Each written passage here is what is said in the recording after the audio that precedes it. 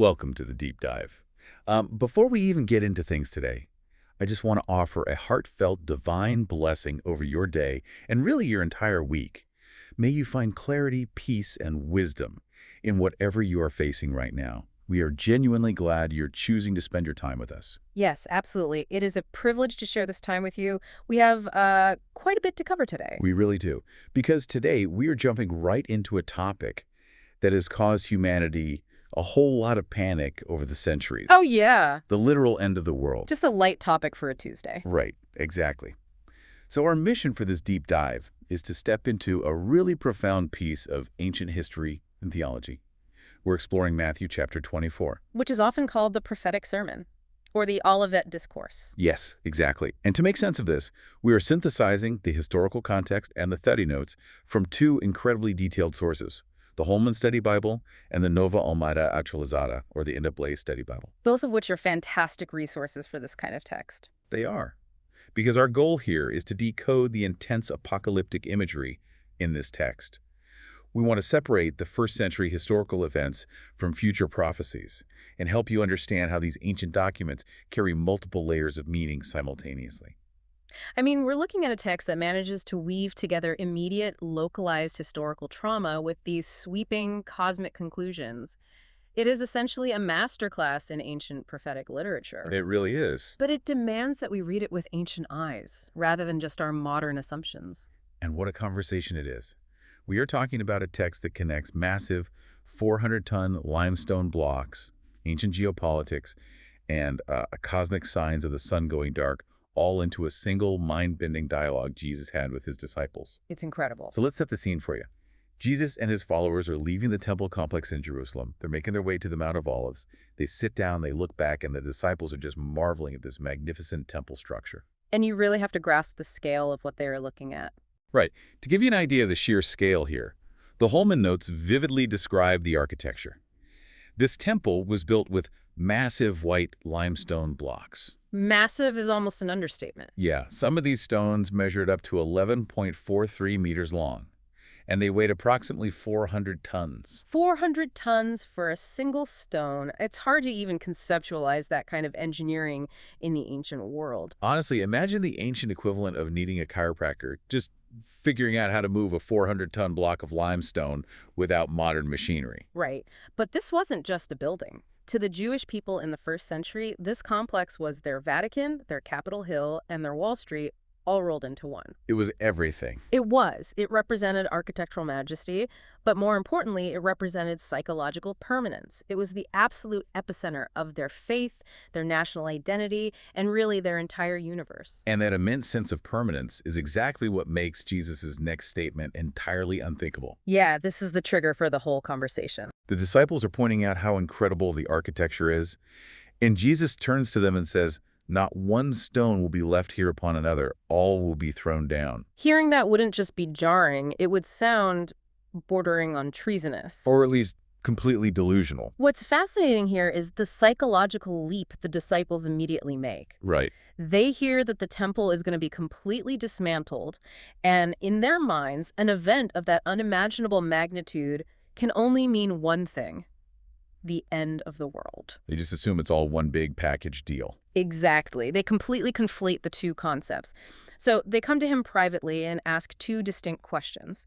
First, they ask when these things will happen. Meaning the temple's destruction. Right. And second, they ask what the sign of his coming and of the end of the age will be. And to be fair, pointing this out to you, the listener, it is incredibly relevant because of human nature. Think about how easily we do the exact same thing today. Constantly. We experience a local disaster, a massive cultural shift, a global pandemic, or a major geopolitical conflict. And we instantly assume it must mean the literal end of the world is upon us. We absolutely do. We conflate our immediate crises with ultimate cosmic conclusions, just like the disciples did. And the way Jesus answers them is brilliant, but it is complex, because he uses a concept scholars often refer to as prophetic telescoping. Prophetic telescoping, let's explain that. If you imagine looking at a mountain range from a distance, you might see two massive peaks.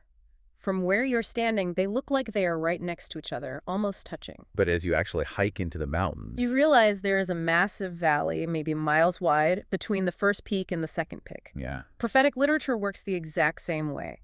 The prophet describes a near-future event, the first peak, and an end-of-the-age event, the second peak, in the exact same breath. To the original listener, they look like one event. Time reveals the distance between them. Okay, let's unpack this. Jesus starts running through a list of what the texts call the beginning of pangs or labor pains. Yes.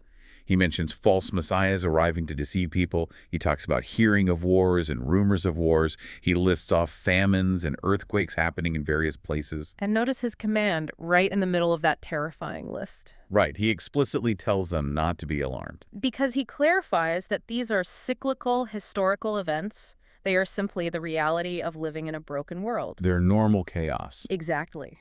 These disasters are the beginning of birth pains, meaning they signal that history is moving toward a destination, but they are not the immediate end. He is warning them, and us, against jumping to apocalyptic conclusions every single time there is a crisis in the news. Which is a very grounded perspective. Yeah, But then the conversation takes a turn into some seriously cryptic territory. it really does. Jesus mentions a phrase that has fascinated and confused people for centuries: the abomination of desolation. Originally spoken of by the Old Testament prophet Daniel. Right. And this isn't just a vague theological concept. The historical layering here is incredibly deep. The historical notes in the NAA Study Bible provide fantastic context for this. They help us understand that there isn't just one single fulfillment of this concept. Right. There are multiple layers across time. Let's look at the past layer first. Okay. For the Jewish listeners sitting there in the first century, this phrase would immediately bring a very specific, traumatic cultural memory to mind. In 167 BC, the Seleucid king Antiochus Epiphanes captured Jerusalem. And he didn't just conquer it, he tried to completely erase Jewish culture. Yes. He marched into the Holy Temple and profoundly profaned it by sacrificing pigs, which were unclean animals, on the altar to the Greek god Zeus. He outlawed Jewish practices. It was a literal desecration of the most sacred space imaginable. That was an original abomination that causes desolation. And that historical trauma sets the stage for what Jesus is predicting next, because he is pointing to a near-future layer, specifically the year 70 AD. The Roman general Titus would besiege Jerusalem, completely destroy the city, and burn the temple to the ground. The study Bibles actually include a map of Titus's campaign. They do. It details the relentless movement of the Roman legions as they surrounded and starved the city. The Roman army, planting their pagan, idolatrous military standards in the temple courtyard before burning it down, was another profound fulfillment of this abomination. And the chaos of that 70 AD siege was horrific. It was exactly the kind of localized apocalypse Jesus was warning them about. But there is also a third, distant future layer here. Yes. Many interpreters see this concept ultimately pointing toward a final Antichrist figure at the end of the age. Someone who sets themselves up in the place of God, echoing the arrogance of Antiochus and Titus, but on a final global scale. It's that prophetic telescoping again. Past, near future, and distant future, all folded into one chilling phrase. And what's amazing is that Jesus gives a very practical, life-saving warning connected to this. He says, when you see this happening, flee to the mountains. Don't go back for your coat. Don't do any panic packing, just run. And there's this incredible historical nugget from the sources. The early Christians actually listened to him. They did. According to the ancient historian Eusebius, when the Roman armies were approaching in the late 60s AD, the Christian believers remembered Jesus' warning. They didn't stay to fight, and they didn't try to hide in the city. No, they escaped across the Jordan River to a town called Pella. That specific practical warning saved their lives before the horrific siege of 70 AD. It is a profound example of prophecy serving as highly practical, survival-level instruction for the early church. But while Jesus tells them to flee the immediate danger of the Roman army, he also warns them about false alarms regarding his ultimate return. Right. He says people will pop up claiming, look, he's in the desert, or he's hiding in the inner rooms. Jesus tells them flat out not to believe it. Because when the return actually happens, it will be as obvious and undeniable as lightning flashing from the east to the west. There will be no secret return. No hidden Messiah out in the wilderness gathering a private cult. It will be a globally visible event. But right after talking about lightning, He drops what might be the weirdest proverb in the entire chapter. Oh, the vultures. Yes. He says, wherever the corpse is, there the vultures will gather. It is definitely a jarring image. But it makes perfect sense when you look at the historical and linguistic context. The study materials offer two main ways to interpret this. Right. The first is a general, somewhat grim metaphor for the inevitability of divine judgment. Just as you can tell something has died by the natural law of vultures circling in the sky, you will clearly see the signs of inevitable judgment when the time comes. A dark, natural analogy. But the second interpretation is highly specific and historical, and I love this detail. In the original languages, the word used for vulture can also be translated as eagle. And the primary symbol of the Roman legions was the eagle. Yes. They carried massive eagle standards into battle. So many scholars suggest Jesus is making a very pointed, historically accurate reference to the events of 70 AD. The Roman eagles will descend upon the corpse of a spiritually dead Jerusalem. That Roman eagle connection brings a chilling specificity to the text. It really does. Here's where it gets really interesting, though. After all this talk of localized destruction, Roman eagles, and fleeing to the mountains, Jesus shifts to this massive cosmic language. He says the sun will be darkened and the moon will not give its light. The stars will fall from heaven, and the powers of heaven will be shaken. Now, to our modern ears, that sounds like the literal unmaking of the physical universe. We picture astronomical catastrophes, supernovas, and asteroids hitting the Earth. We do. But to understand this properly, we have to look at the linguistic context of the Old Testament. While some interpreters take this entirely literally as a future unmaking of the physical cosmos, this exact phrasing was frequently used by ancient prophets as highly figurative language. Specifically for the collapse of political powers and massive empires. Think about the empires or political structures we assume are invincible today. To the ancient mind, their collapse isn't just a headline. It feels like the sky is literally falling. Exactly. For instance, the prophet Isaiah used this exact same imagery of darkened suns and falling stars to describe the fall of the Babylonian Empire. Ezekiel used it to describe the judgment of Egypt. In the ancient Near Eastern mindset, rulers and kings were often associated with celestial bodies. So when a dynasty was destroyed, the stars fell from the sky. It is cosmic, apocalyptic language used to describe geopolitical, earth-shattering events. When Jesus uses this language, he's tapping into a rich, established poetic tradition of describing monumental shifts in human history and divine judgment. Whether that is the fall of Jerusalem in the first century or the ultimate end of human empires, it's poetry with profound political and theological weight. And following this intense cosmic imagery, Jesus grounds the conversation again with a simple analogy from nature. The parable of the fig tree. Right. He says, look at the fig tree. When its branch becomes tender and puts out its leaves, you know that summer is near. You just have to be aware and read the signs. But he follows this simple analogy with what has to be the most heavily debated phrase in the entire chapter. Oh, without a doubt. He says, truly, I say to you, this generation will not pass away until all these things take place. That one sentence has caused centuries of intense debate. Because if all these things includes the end of the world, and this generation means the people standing right there listening to him. Well, the world didn't end in the first century. Exactly. So how do we understand this? The sources lay out 4 distinct viewpoints on this without taking a side, and they flow together to show just how deep the interpretation goes. Let's walk through them. The first view is the most historically grounded. It argues that this generation strictly refers to the contemporaries of Jesus, the people alive right then. In this view, all of these things primarily refers to the destruction of the temple in 70 AD, an event that many standing there would indeed live to see. But if we look past the first century, some scholars look at this generation through an entirely futuristic lens. That's the second view. Yes, that view suggests it refers to the future generation of people who will be alive when the final Great Tribulation begins.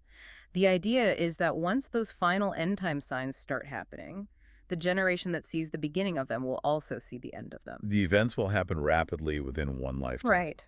Then there are 2 interpretations that look deeply at the original Greek word used for generation, which is genia. And this word has some flexibility. The third view notes that genia can mean race or lineage. So in this view, Jesus is promising the preservation of the Jewish people. He is saying that the Jewish lineage will not pass away, despite all the wars, famines, and persecutions, until all the purposes of God are fulfilled at the end of history. And building on that linguistic flexibility, the fourth view suggests Jesus is talking about a specific kind or quality of people. Specifically, a rebellious, unbelieving generation. Similar to when the Old Testament talks about the generation of the wicked, Meaning that sinful, rebellious humanity will continue to exist right up until the very end when Christ returns to establish perfect justice. four very distinct ways to read one sentence, all grounded in analyzing the original language and context. But right after this debated timeline statement, Jesus offers a massive puzzle regarding omniscience. He says about the day and hour of his return, no one knows, not the angels, not even the Son, but the Father only. Now, this raises a huge theological question. If Jesus is God, how can there be something he doesn't know? If we connect this to the bigger picture, we actually have to fast forward to the year 451 AD. To a massive gathering of early church thinkers called the Council of Chalcedon. Yes. They were wrestling with this exact paradox, and they formulated the orthodox understanding of the incarnation, which is called the hypostatic union. The hypostatic union. This is the idea that Jesus is incredibly, simultaneously, fully God and fully human.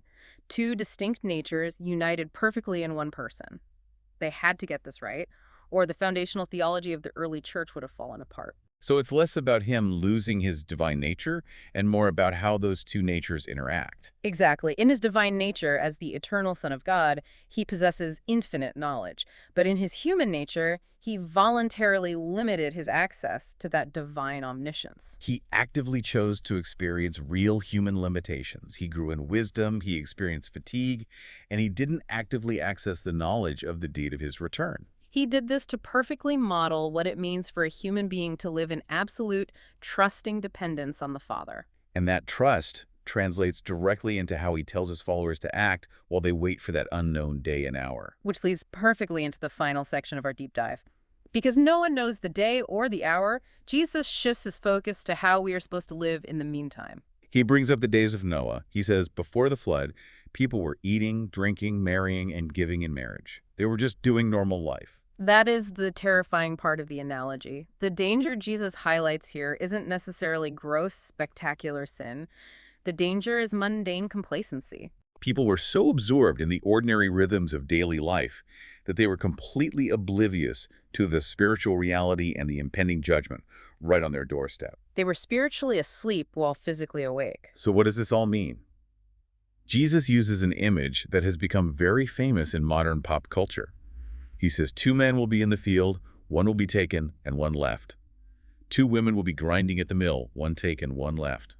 And in a lot of modern apocalyptic books and movies, being taken is seen as a good thing, like being rescued or raptured away before the trouble starts. While the people left behind suffer. Right. But the historical context completely flips that modern assumption on its head. You have to read the taken and left imagery in the immediate context of the Noah analogy Jesus just used. In the days of Noah, who was taken, The people who were taken were the ones swept away in sudden judgment by the floodwaters. the wicked were taken. And who was left? Noah and his family were left. They survived. They were preserved through the judgment to inherit the renewed earth. So, in its original historical context, being taken likely means being removed in sudden judgment, while being left means being spiritually preserved and surviving the day of reckoning.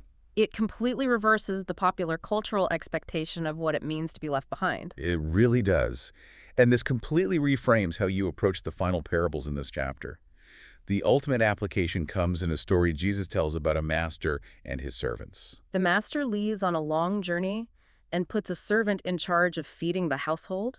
When the master delays his return, a faithful servant just keeps doing his job. But a wicked servant thinks, my master is delayed, and he starts beating his fellow servants and getting drunk. This raises an important question, which is really the core message for you today. The delay of the master is designed to reveal the true character of the servant. Watchfulness, which is the great command of this entire chapter, doesn't mean standing on a mountaintop obsessively staring at the sky looking for falling stars. Yeah. No, it's not about deciphering hidden codes in the daily news to figure out the exact date. True watchfulness means faithfully, consistently doing the work you have been given to do right here, right now, until the master returns. It means treating your fellow human beings with justice and care. The master's delay is a test of character, not a test of calculating a calendar. We have moved from 400-ton stones, through centuries of history, cosmic collapsing empires, and the dual nature of Christ, all the way down to how a servant treats the people around him on a random Tuesday afternoon. As we wrap up today, I want to leave you with a final, provocative thought to mull over on your own. We've seen today that these apocalyptic prophecies were originally given not to provide a strict chronological calendar for the end of the world, but rather to shock listeners out of their daily complacency and spur them into faithful, ethical, watchful living today. If that is true, how does that change the way you interact with the chaotic, anxiety-inducing headlines of our current world? Do you read the news looking for an escape hatch, or do you read it looking for your assignment as a faithful servant? Thank you for taking this deep dive with us. We know your time is valuable, and we love exploring these massive ideas with you. God blesses all the listeners. Take care, everyone.